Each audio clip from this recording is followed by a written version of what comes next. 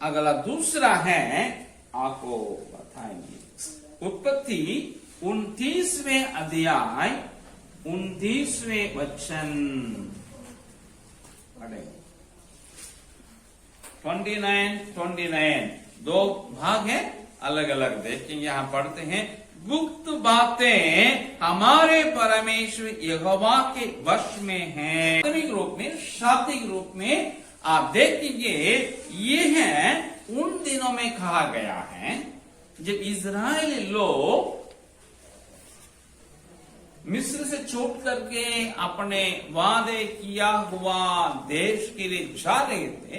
रास्ता में परमेश्वर ने मूसा के द्वारा कहा, गुप्त बातें यहोवा परमेश्वर, मतलब क्या है, वे जा रहे हैं नए देश में, उनका भविष्य कैसा रहेगा, किस प्रकार आशीष होगी, आगे गलत करेंगे, पाप करेंगे, किस प्रकार या कौन सा श्राप उनको ऊपर आएंगे, इन बातें हैं परमेश्वर के जो इनका जो करने वाले जा रहे बातें हैं, इन लोग जीवन में घटने वाले बात, ये सब अब गुप्त है।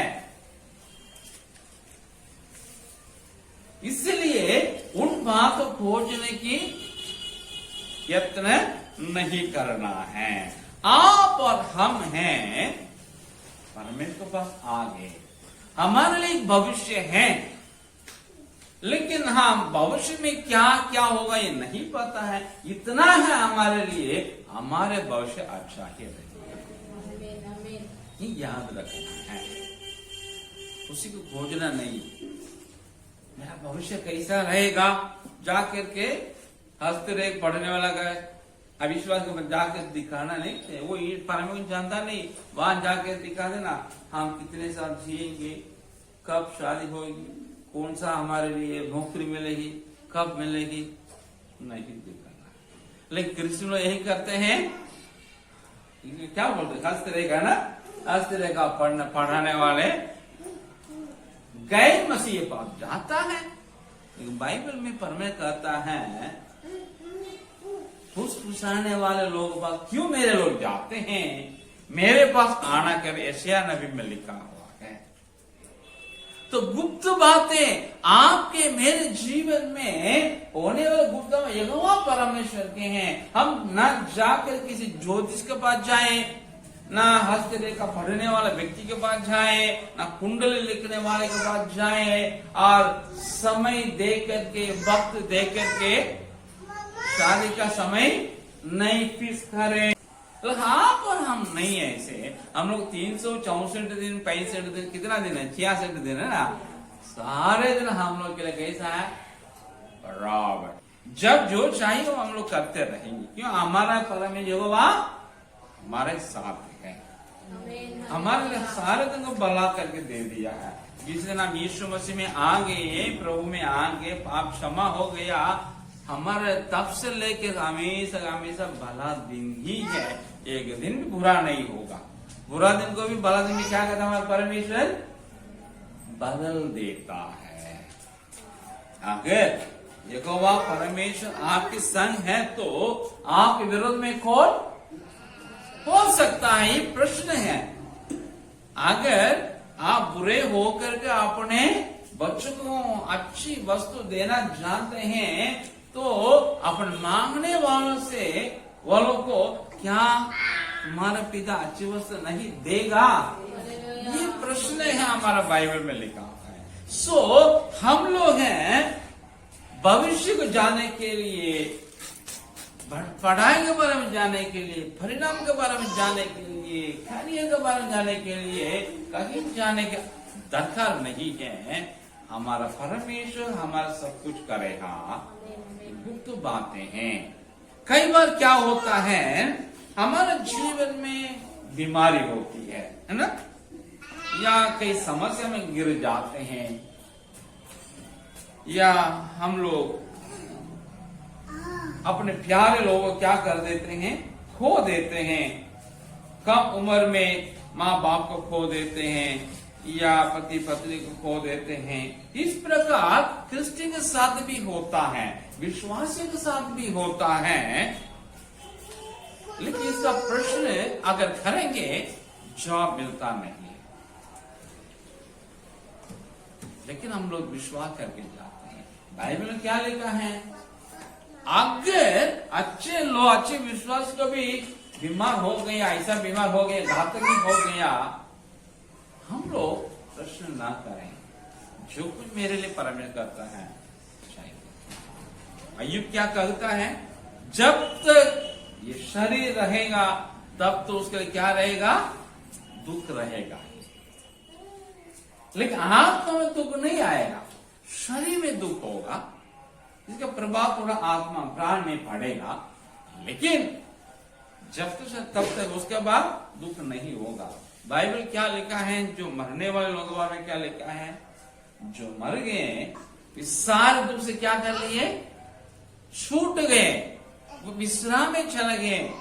उनका कोई भी दुख आगे नहीं होगा। ना दुख को देखने वाला है, ना करने वाला है, वो हमेशा हमेशा सुख रहेगा। पुनरुत्थान होगा, यीशु मसीह पुनरागमन होगा, तो फिर जिलाए जाएंगे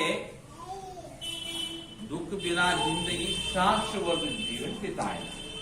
सो हम लोग ये रखना है, अगर हमारे प्रश्न के लिए उत्तर नहीं मिल रहा है, वो गुप्त बातें याद रखें, वो यहोवा ही का है, मेरा नहीं है। जो मेरा नहीं उसको क्यों हम खोदने का ट्राई करें?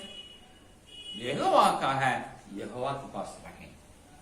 लेकिन अगला भाग उसको क्या करता है? 29 का सेकेंड पार्ट, परंतु जो प्रकट की गई हैं वे सदा के लिए हमारे और हमारे वंश के वश में रहेंगी, इसलिए कि इस व्यवस्था की सब बातें पूरी की जाए। इसका मतलब है जितने बातें हमारे प्रकट हैं, क्या प्रकट है? ये बाइबल में जितनी बातें लिखा हुआ है, प्रकाशित किया गया, ये सारी बातें किनकी हैं? आपकी और मेरी है और हमारे बच्चों की है, ताकि आप और हम और हमारे बच्चे, आने वाली पीढ़ी क्या करें? इसके अनुसार चले, इन बातों को माने, इसके आज्ञाकारी बन करके वे आगे बढ़े। अब याद रखें, जो बातें हमारे लिए प्रकट है, हमारे 1000 प्रश्न हैं, मगर 100 प्रश्न को उत्तर मिल गया है, वो हमारा है। 900 प्रश्न को उत्तर नहीं मिला हो, परमेश्वर को छोड़ दें। अगर 100 प्रश्न को उत्तर मिल गया तो काफी नहीं है आगे बढ़ने के लिए। 1000 प्रश्न को उत्तर अगर परमेश्वर देगा, सबको मानना पड़ेगा हम लोग को। जब 100 में हम 10 ही मान नहीं पा रहे हैं, 50 ही मान रहे हैं, और भी माने बहुत कुछ है, तब क्यों खोजें गुप्त बातों को? जितना प्रकट है उन बातों मानेंगे, मान करके आगे बढ़ेंगे।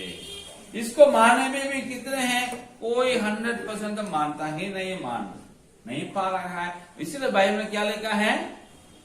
बोया हुआ बीज गिरता है, जो अच्छी भूमि में गिरता है वो भी क्या 100% फल लाता है? कितना लाता है?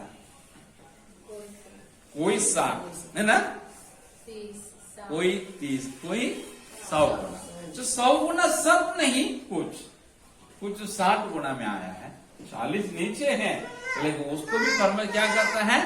मान लिया। मेरे जैसे लोग 30 गुना ही क्या करते हैं? फल लाते हैं। तो मतलब है 30 गुना भी हम फल दे दिए, परमेश्वर को भी मान लिया है। अगर 100 प्रश्न का हम 30 ही प्रश्न को हम मानते हैं, तो और 70 मेरे मानने के लिए, लेकिन मान नहीं रहे, मान नहीं पा रहे हैं, तो हम क्यों और 900 प्रश्न को उत्तर के लिए हम वेट करें? क्यों नहीं दिखाता पर उसको उत्तर हम मानेंगे नहीं? कर सकते हैं, लाजिक है नहीं है। जितना तुम्हारे लिए प्रकट है उतना मान करके आगे बढ़ो करके यह हमारे मूसा अपने लोगों से कहता है। एग्जाम्पल है 30 अध्याय, उत्पत्ति 30 का 11 से लेकर 14 तक हम पढ़ेंगे। क्या लिखा है? देखो, एक जो आज्ञा मैं आज तुझे सुनाता हूं वह ना तो तेरे लिए अनोखी और ना दूर है और ना तो यह आकाश में है कि तू कहे कौन हमारे लिए आकाश में चढ़कर उसे हमारे पास से आए और हमको सुनाए कि हम उसे माने, और ना यह समुद्र पार है कि तू कहे कौन हमारे लिए समुद्र पार जाए और उसे हमारे पास ले आए और हमको सुनाए कि हम उसे माने, परंतु यह वचन तेरे बहुत निकट वरन तेरे मुंह और मन ही में है ताकि तू इस पर चले। परमेश्वर की बात आपके मेरे इतना निकट है, जितना नेट इजराइल लोगों से था उससे कहीं अधिक हमारे निकट में है। क्योंकि इजराइल के दिनों में वे जब यात्रा कर रहे थे उस समय में उन लोगों के पास कहाँ बाइबल था।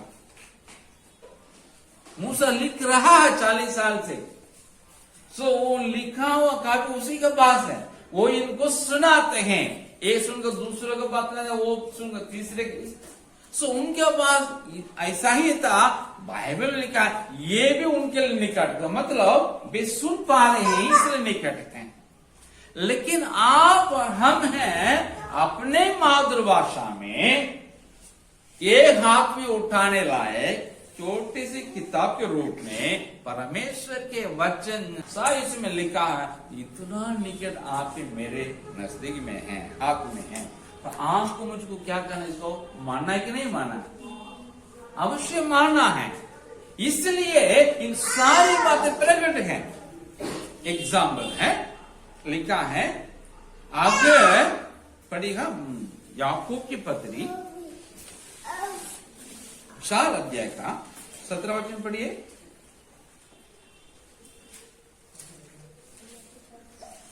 याकूब 4 का 17।